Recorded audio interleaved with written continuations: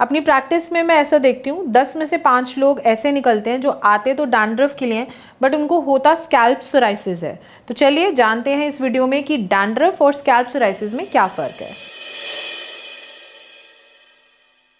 Dandruff को अगर हम मॉडर्न साइंस की नज़र से देखें तो ओवर प्रोडक्शन ऑफ ऑयल और उसकी वजह से अगर वहाँ पर हाइजीन ना मेंटेन की जाए तो वहाँ पर एक यीस्ट डेवलपमेंट होती है, तो उसकी वजह से डैंड्रफ होता है। और अगर हम सोराइसिस को मॉडर्न की नज़र से देखें तो वो एक ऑटो इम्यून इन्फ्लेमेटरी कंडीशन है। और अगर हम आयुर्वेद की नज़र से इन दोनों ही कंडीशंस को देखें तो जो डैंड्रफ है उसमें वात और कफ प्रधानता रहती है। इन दो दोषों की जो एग्रवेशन है उसकी वजह से यहाँ पर डैंड्रफ हो रहा होता है। और अगर हम सोराइसिस को देखें तो वो त्रिदोषज है, यानी कि तीनों दोषों की इन्वॉल्वमेंट दोनों ही कंडीशन में रक्त धातु जो है वो इन्वॉल्व होती ही होती है। तो दोषों की जो डिफरेंस है उसकी वजह से इनकी जो लक्षण है, इनका जो ट्रीटमेंट है वो भी अलग होता है। तो अगर हम देखें कि डैंड्रफ में सिंपली क्या जो उसकी जो लक्षण है वो कैसे दिखता है, तो लोग कंफ्यूज एक्चुअली उसके दिखने पे ही होते हैं ना कि कैसे दिख रहा है। तो उसके जो फ्लेक्स होते हैं, देखिए दोनों में ही फ्लेक्स हो रहे हैं, बट डैंड्रफ के फ्लेक्स जो होते हैं वो बहुत हल्के होते हैं और बहुत छोटे होते हैं। और ज़रा सा भी हाथ को ऐसे करेंगे तो बहुत छोटे छोटे फ्लेक्स निकलते सोराइसिस में भी हैं, बट वो फ्लेक्स की जो अपीयरेंस होती है वो डिफरेंट होती है। लंबे लंबे होते हैं, मोटे होते हैं, थिक होते हैं, कभी कभी सफ़ेद होते हैं, कभी कभी थोड़े पीले से भी होते हैं। और अगर वहाँ पर खुजली हो रही हो सोराइसिस में तो वहाँ पर खून भी कभी कभी निकलता है उन फ्लेक्स के साथ। पर वो जो फ्लेक्स हैं उनका आकार डैंड्रफ से बिल्कुल डिफरेंट होता है।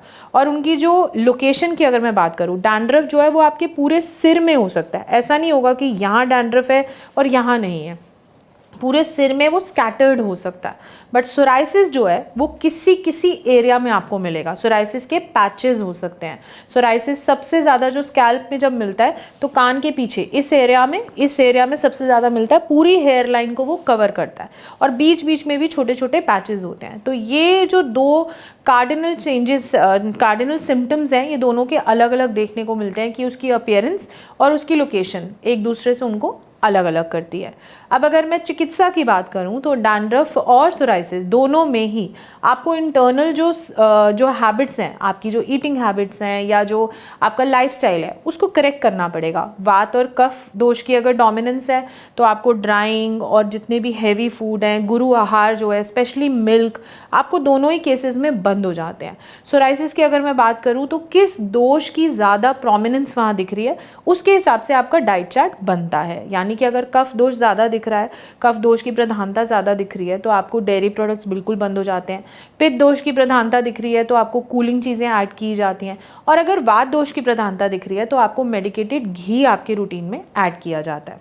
दोनों ही कंडीशन में शोधन और शमन दोनों चिकित्सा की जाती है। शोधन जो है डैंड्रफ में एक्सटर्नली ज़्यादा प्रेफर करती हूँ मैं, कि सिर्फ एक्सटर्नल शोधन करने से भी बहुत अच्छे रिजल्ट्स मिल जाते हैं। यानी कि मेडिकेटेड वाटर से अगर वॉश कराया जाए, मेडिकेटेड शैम्पूज दिए जाएं और थोड़ा बहुत डाइट चेंज किया जाए, डैंड्रफ इजीली ठीक हो सकता है with the less medicines. But अगर हम सोराइसिस की बात करें तो शोधन जो है वो इंटरनल बॉडी का पूरा प्यूरिफिकेशन भी होना चाहिए विद पंचकर्म, डिपेंडिंग कि आपको वमन की ज़रूरत है या विरेचन की ज़रूरत है या रक्त मोक्षण की ज़रूरत है।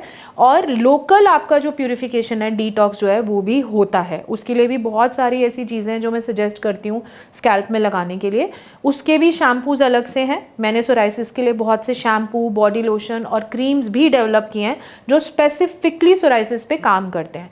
और उसके बाद सोराइसिस के लिए कुछ स्पेसिफिक मेडिसिन, ओरल मेडिसिन जो है वो चलती है, जो कि आपको थोड़ा लंबे समय तक खानी पड़ सकती है। दोनों ही केसेस में अगर मैं रिलैप्स की बात करूं कि बीमारी ठीक होने के बाद किस में जल्दी दिखती है, तो डैंड्रफ इतनी जल्दी वापस नहीं आता अगर आप लाइफस्टाइल मेंटेन करें। सोराइसिस वापस आ सकता है बिकॉज स्ट्रेस की वजह से जो सोराइसिस है वो बहुत जल्दी एग्रवेशन में आता है। तो सोराइसिस का ट्रीटमेंट प्लान बिल्कुल डिफरेंट रहता है, डैंड्रफ का ट्रीटमेंट प्लान बिल्कुल डिफरेंट रहता है।